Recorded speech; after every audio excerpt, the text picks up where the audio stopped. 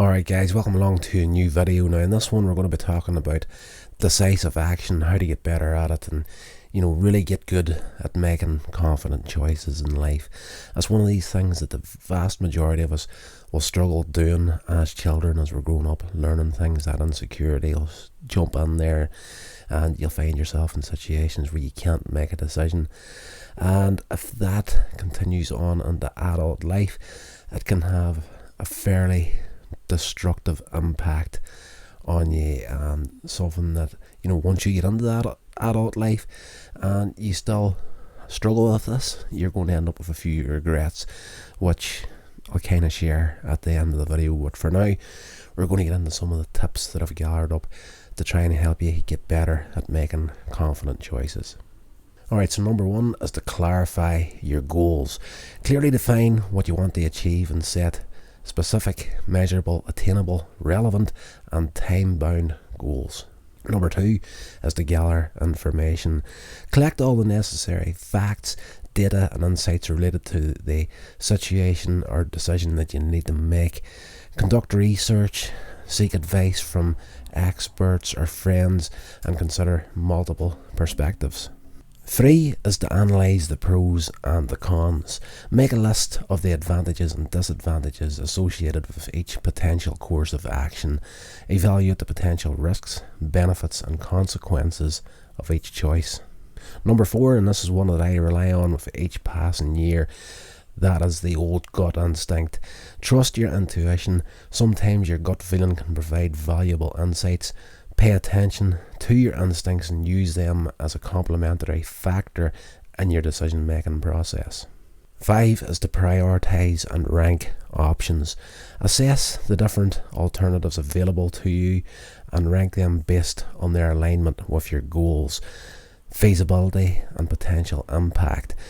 Focus on the options that offer the most significant benefits. 6 is to set deadlines. Establish clear deadlines for making your decision.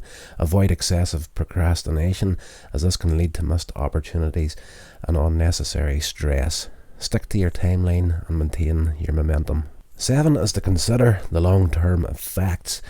Think beyond the immediate outcomes and consider the long-term implications of your decision. Assess how your choice may impact your future goals, relationships and overall well-being. Number 8 is to embrace risk-taking. Recognise that some decisions involve a certain level of risk. Assess the potential risks involved and be willing to take calculated risks when necessary. Remember that great rewards often come from stepping outside of that old comfort zone. 9 is to take action. Once you've evaluated your options and made a decision, take action promptly. Avoid excessive overthinking and second guessing. Trust your judgment and move forward confidently. And 10 is to learn from outcomes. Regardless of the outcome, view it as an opportunity to learn and grow. Reflect on the results of your decision and identify valuable lessons that can be applied to future decision making processes. Alright, so there's a few tips for getting better with decisive action, and though all those tips are very good and I would recommend you really working on everything that I just shared with you there, the two that I would really point out is the trusting your gut instinct.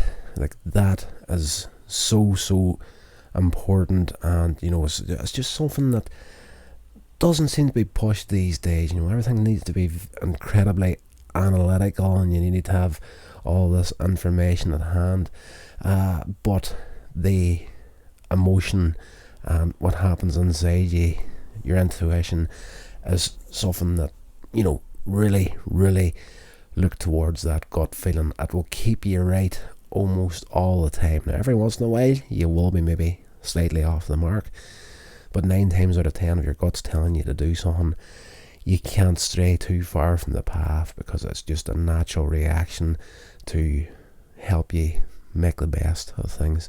The only other thing I would say is, the procrastination side of it. Set the deadlines, avoid the procrastination.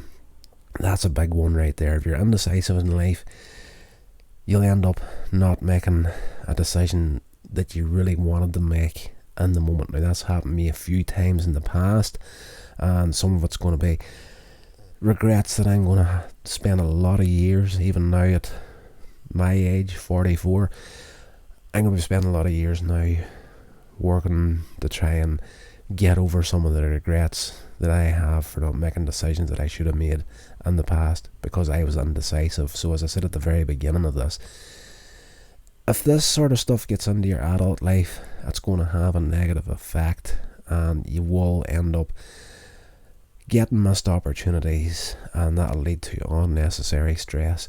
And something that I would highly recommend you just forgetting what people think about you in the moment. If you feel a choice is there to be made and it's something that your gut instinct is telling you to really go for it. And even if it doesn't pan out exactly the way you wanted it to, the fact that you've tried and you're not going to have that regret of not knowing as you're moving forward, that is nearly as fulfilling as it actually working out, because at least you know one way or the other how it did indeed pan out. So avoid those regrets, get better in your decisive action, and get good with your decision making, and hopefully you don't end up with any regrets whenever you reach the end of this life.